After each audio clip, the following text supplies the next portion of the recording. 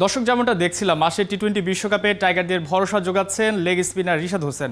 বিশ্বকাপ নিয়ে বাংলাদেশ দলের প্রস্তুতি কেমন চলছে তা নিয়ে আলোচনা করতে চাই। একই সাথে বৈশাখের তীব্র গরমে ক্রিকেটাররা কিভাবে নিজেদের স্বাস্থ্য ঝুঁকি এড়াবে এ নিয়েও কথা বলতে চাই। দুটো বিষয় আলোচনা করতে আমাদের সাথে যুক্ত আছেন ক্রীড়া সাংবাদিক আরিফুল ইসলাম রনি।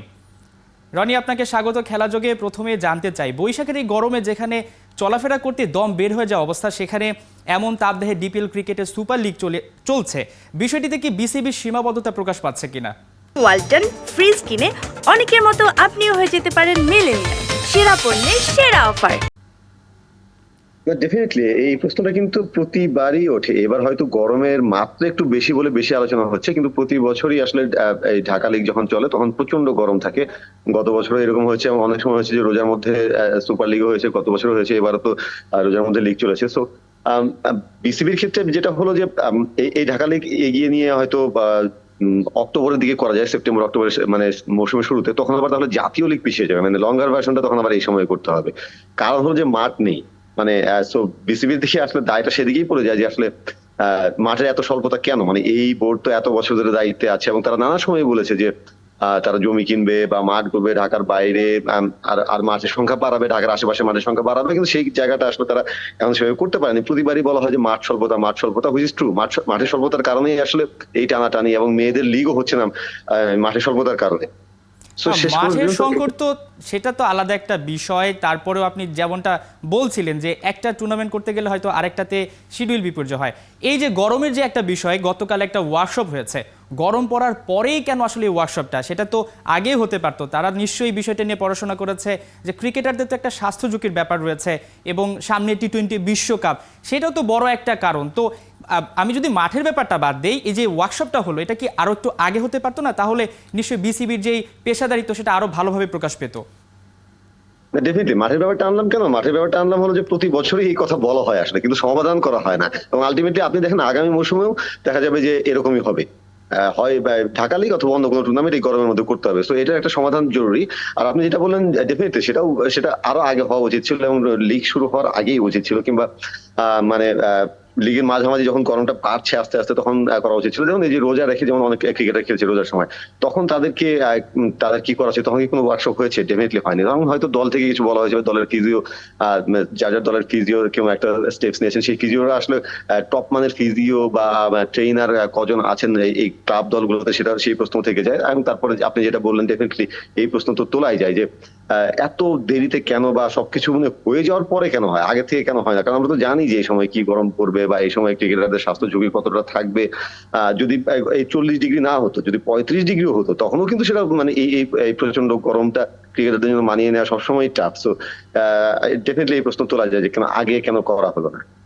মাঠের কথাটা বলছিলেন, মাঠের বিষয়টা অবশ্যই আসে যে বিকেএসপি নিয়ে কথা হয়, আমরা দেখেছি এবারে এমন নজির হয়েছে, ব্যাপারটা আসলে বাংলাদেশের ক্রিকেটের জন্য কতখানি খুব একটা ভালো দিক নয়। অন্যরা হয়তো বা সেটা নিয়ে প্রশ্ন তুলতে পারে যে বিকেএসপিতে আসলে ডিপিএল ক্রিকেট গড়ায়নি কারণ যানজটের কারণে। এই যে বিকেএসপিতে যে খেলাগুলো হয় সেখানে কোনো আবাসন ব্যবস্থা নেই, আমরা কি পারতাম না যে আগের দিন রাতে সেখানে গিয়ে পৌঁছে ক্রিকেটাররা একটা বিশ্রাম নিত, তারপরে পরের দিন খেলতে নামতে পারতো? তাদেরও তো একটা ব্যাপার রয়েছে, এই যে জার্নির একটা বিষয় রয়েছে। আপনি ধরুন আজকে যে গরম পড়ছে, এখানে অনেক আগে ক্রিকেটারদের সেখানে পৌঁছতে হয়, তারপর তাদেরকে 50 ওভার ক্রিকেট খেলতে হয়, এরপর আবার ঢাকায় ব্যাক করা। এই যে ব্যাপারগুলো, ঢাকার আশেপাশে মাঠ নেই, প্রতি বছর বিকেএসপিতে এত দূরে গিয়ে খেলা হচ্ছে। যদি আমাদের বিকেএসপিতে খেলতে হয় তাহলে সেখানে কেন আবাসন ব্যবস্থা গড়ে উঠছে না?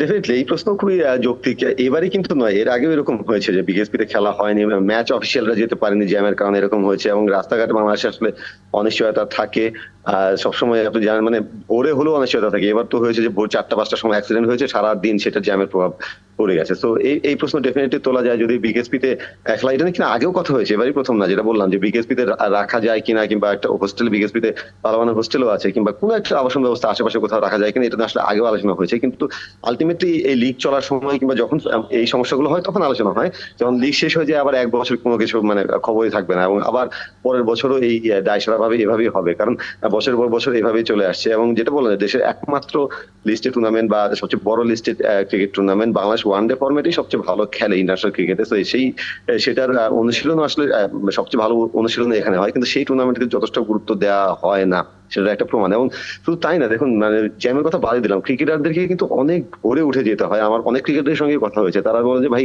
মানে একদম ঘুমে চোখ ঢুলু ঢুলু অবস্থায় আমাদেরকে যেতে হয়, গিয়ে তারপরে মানে ওয়ার্ম আপটা যেভাবে করা সেই ওয়ার্ম আপটা তারা পর্যাপ্ত ভালোভাবে করতে পারে না সেখানে গিয়ে, কারণ বডি এইভাবে আপনার রেসপন্স করবে না দিনের সেটা পর দিন, নিশ্চয়ই একদিন আমরা দুদিন সেটাই করতে দেখতে পারে। পাচ্ছি যে এখন এমন হয়েছে অনেক ক্রিকেটারকে বিশ্রামও দেওয়া হয়েছে যাতে স্বাস্থ্য ঝুঁকিতে তারা না পড়েন। নিশ্চয়ই সেই বিষয়টা নিয়ে বিসিবি আগামীবার আরও ভাববে, কারণ যেভাবে দিনকে দিন তাপমাত্রা বাড়ছে এটা তো কমার আসলে কোনো আমরা লক্ষণ দেখছি না। সেই জায়গাটিতে হয়তো বা বিকল্প ব্যবস্থা বিসিবি নিয়ে আসবে। এবার একটু গরম থেকে আমরা টি-20 বিশ্বকাপের প্রস্তুতিতে যেতে চাই। এই যে ডিপিএল ক্রিকেট দেখে, ডিপিএলেই আসলে থাকতে চাই, ডিপিএল ক্রিকেট দেখে যে টি-20 স্কোয়াড দেওয়া হলো বা 50 ওভারের ক্রিকেট থেকে যখন 20 ওভারের ক্রিকেটে দল দেওয়া হয়, এই বিষয়টাকে আপনি কিভাবে দেখেন?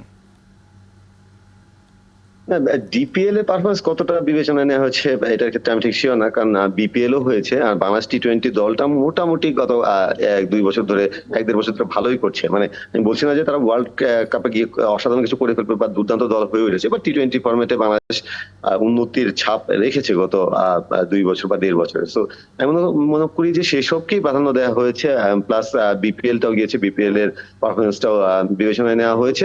ডেফিনেটলি আরেকটা টি-20 টুর্নামেন্ট আপনাদের এই শোতেই আমি আগে বলেছিলাম যে আরেকটা টি-20 টুর্নামেন্ট বাংলাদেশের ক্রিকেটে খুবই জরুরি। সেটা দেশের ক্রিকেটারদের টি-20 স্কিল ডেভেলপমেন্টের জন্য, টি-20 প্র্যাকটিস বাড়ানোর জন্য ডেফিনেটলি জরুরি। সেই ঘাটতি তো আমাদের আছেই। বা যদি ডিপিএল মানে ঢাকা প্রিমিয়ার লিগকে যদি প্রাধান্য দেওয়া হয় টি-20 দলের ক্ষেত্রে, তাহলে তো সেটা আমি বলবো যে খুবই হতাশাজনক, কারণ দুটির ফরম্যাট শুধু আলাদা নয়, দুটির বাস্তবতা, দুটির মানে ধরনটা এখন এতটাই চেঞ্জ যে আসলে মানিয়ে নেওয়া কঠিন একটার সঙ্গে আরেকটাকে। সেটা তো আমরা বুঝতেই পারছি যে নিশ্চয়ই 50 ওভারের ক্রিকেট থেকে খেলে এসে 20 ওভারের যেই ক্যাম্প হবে চট্টগ্রামে 3 দিনে যে ক্যাম্প হবে, সেখানে কিন্তু একটা ব্যাপার থেকে যায়। আবার আমি যদি একটু পেছনের দিকে যাই, যে টেস্ট ক্রিকেট যখন হয়েছে শ্রীলঙ্কার বিপক্ষে, তখন কিন্তু এমনটা কথা হয়েছে যে আপনি যখন 50 ওভারের পর আবার টেস্ট খেলতে যাবেন, সেখানেও মানিয়ে নেওয়ার একটা বিষয় রয়েছে। এই যে যাদেরকে ক্যাম্পে ডাকা হলো, যে ক্যাম্পটি 3 দিনের আসলে হবে, সেখানে আমরা সাকিব আল হাসানকে পাচ্ছি না, মুস্তাফিজুর রহমান তিনি আইপিএলে রয়েছেন। এখন থেকে তো আমাদের যে বিশ্বকাপের জার্নি সেটা শুরু হয়ে গেছে, তো এই জায়গাটিতে সাকিব নেই বা অভিজ্ঞ ক্রিকেটার তিনি নেই, এই বিষয়টি কি দলে কিছুটা ব্যাকফুটে নিতে পারে কিনা? না, সাকিবের ক্ষেত্রে তো আসলে এটা নতুন কিছু না। মানে অনেক সময় দেখা গেছে প্রস্তুতি ক্যাম্পে তিনি থাকেন না, আলটিমেটলি ম্যাচে গিয়ে তিনি ভালো করেন, তিনি সেভাবে নিজেকে করে নিয়েছেন এবং এত বছরের ক্যারিয়ার এখন তিনি খুব ভালোভাবেই জানেন যে কি করতে হবে। ক্যাম্পটা মানে আসলে ক্যাম্পে যে আপনার 3 দিনের ক্যাম্পে আপনি অনেক কিছু করে ফেলবেন, অনেক কিছু শিখে ফেলবেন, তা কিন্তু নয়। ক্যাম্পটা হলো যে আসলে একটু ওই টি-20 মোল্ডে ঢোকার জন্য, টি-20 মানে ঘরানাটায় ঢোকার জন্য, এবং হলো যে এই সিরিজের আগে নিজেদের একটু ঝালাই করে নেওয়ার জন্য, টিম বন্ডিংটা একটু বাড়ানোর জন্য। আমি সেই বন্ডিং এর কথা যদি বলি, সেদিক থেকে হয়তো সাকিব আল হাসান থাকলে যেটা হতো যে দলের যারা অন্যান্য প্লেয়ার আছেন তারা হয়তো ইন্সপায়ার্ড হতেন, কিংবা সাকিব থাকলে এরকম একটা ক্রিকেটার যখন থাকেন, ওই যারা নতুন প্লেয়ার স্পেশালি তারা কিন্তু আসলে ড্রেসিং রুমে উজ্জীবিত হন, বা সাকিবকে দেখে সাকিবের সামনে কেউ নিজেদের মেলে ধরার একটা ব্যাপার থাকে, কিছু করার ব্যাপার থাকে, সেই ব্যাপারগুলো হতে পারতো। বা সাকিবের কাছ থেকে সাকিবের কথা শুনে, এই যে যেহেতু 3 দিনের মূলত বন্ডিং সেশনটাই হবে, মানে শুধু মাঠে ক্রিকেটে না, আপনার ড্রেসিং রুমে বসে আলোচনা, হোটেলে বসে আলোচনা, এই আলোচনাগুলো থেকে অনেক শেখার আছে। তো এই জায়গাগুলো ডেফিনেটলি জায়গাগুলোতে সাকিবকে বাংলাদেশ দল বা এই ক্যাম্পটা মিস করবে। বাট এখনকার কিছু তো করার নেই, যেটা বললাম যে সাকিবের ক্ষেত্রে অনেকবারই হয়েছে যে তিনি প্রস্তুতি ক্যাম্পে নেই। থাকলে ডেফিনেটলি ভালো হতো। আমি জানি না যে 3 দিনের ক্যাম্পে আসলে তারা কি প্র্যাকটিস করবে। 3 দিনে তো আসলে অনেক কিছু শেখা সম্ভব না, বাট যেটা বললাম যে টুকটাক কিছু ঝালাই করে নেওয়া যেতে পারে হয়তো। আর মানে এই টি-20 মানে ক্যাম্প থেকে আসলে মানে খুব বেশি কিছু করা যাবে না। আমাদের যে সিরিজটা আছে, জিম্বাবুয়ে সিরিজটা, সেটা কি আসলে প্রস্তুতি সিরিজ হিসেবে নিতে হবে, বিশ্বকাপের প্রস্তুতি, প্লাস যুক্তরাষ্ট্রে যে সিরিজটা হবে, আমাদের 3 ম্যাচের একটা ওয়ান টি-20 সিরিজ হবে, সেখান থেকে আসলে বিশ্বকাপের জন্য পরিপূর্ণ প্রস্তুতিটা নিতে হবে। রনি, যেমনটা আপনি বলছিলেন যে এখানে আসলে 3 দিনে খুব একটা বেশি কিছু যাচাই করার কিছু নেই, তারপরেও একটা প্রশ্ন উঠছে যে লিটন কুমার দাস, তার কথাই বলতে হয়, তিনি যেভাবে আসলে অফ ফর্মে ছিলেন, যদি ইন্টারন্যাশনাল ক্রিকেটের কথা বলি, যদিও এখন ঘরোয়া লিগে তিনি একটা 50 দেখা পেয়েছেন, এই যে সেখানটাতেও যদি তিনি খারাপ করেন কোনোভাবে, বা যাদের উপর প্রত্যাশা রাখা হবে সেই ক্যাম্পেও যদি খারাপ করেন, বা যদি আমরা বলি যে আসলে 1 তারিখে তো বিশ্বকাপের দলটা দেয়া হবে, ঠিক কোন উপায়ে আসলে ক্যাম্প দেখে যাচাই বাছাই করা হবে বিশ্বকাপের দলটা? নাকি আসলে দলটা হয়ে গেছে, কয়েকজন ক্রিকেটার ঘরোয়া লিগে পারফরমেন্স করেছেন, তাদেরকে ডেকে এনে কোনোভাবে বুঝ দেওয়ার চেষ্টা করা হচ্ছে? খুব অল্প সময় আপনার কাছ থেকে জানতে চাই।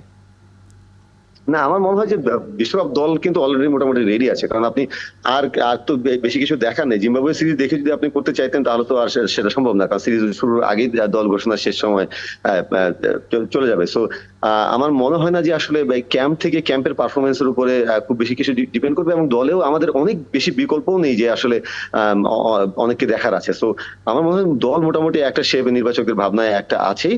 তারা হয়তো ক্যাম্পে একটা বাড়তি কয়েকজনকেও রেখেছেন, যদি প্রয়োজন হয়, ইনজুরি হতে পারে কিংবা প্রয়োজন হতে পারে 25শে মে পর্যন্ত আপনি ইচ্ছা মতো দলটা চেঞ্জও করতে পারবেন। সো জিম্বাবুয়ে সিরিজে যদি কারো পারফরমেন্স খারাপ হয় তখন তার জায়গায় অন্য কাউকে নেওয়া হতে পারে। সো এইসব ভাবনায় হয়তো এই 17 জনের প্রাইমারি স্পট দেওয়া হয়েছে। 17 জনের বাইরে তো আর 2 জন আছে, সাকিব এবং মুস্তাফিজ, 2 জন ডেফিনেটলি দলে থাকবেন। সো বলা যায় যে নিশ্চয়ই আমরা চাইবো যে যেমনটা আপনি বলতে চাচ্ছেন, যেমনটা আমরা চাইবো যে আসলে বাংলাদেশ দল ভালো একটা প্রস্তুতি করুক এবং ভালো একটা সিলেকশন হোক, ভালো একটা টিম গঠন হোক। আমরা আবারও আপনার সঙ্গে আলোচনা করব। ধন্যবাদ আরিফুল ইসলাম রনি আমাদের সাথে যুক্ত হওয়ার জন্য। দর্শক, আমরা কথা বলছিলাম ডিপিএল ক্রিকেট এবং বাংলাদেশ টি20 দলের যে বিশ্বকাপের প্রস্তুতি রয়েছে সেটা নিয়ে। চলছে খেলা যোগ, ফিরছে একটু পরে। ৭১-এর সাথেই থাকুন।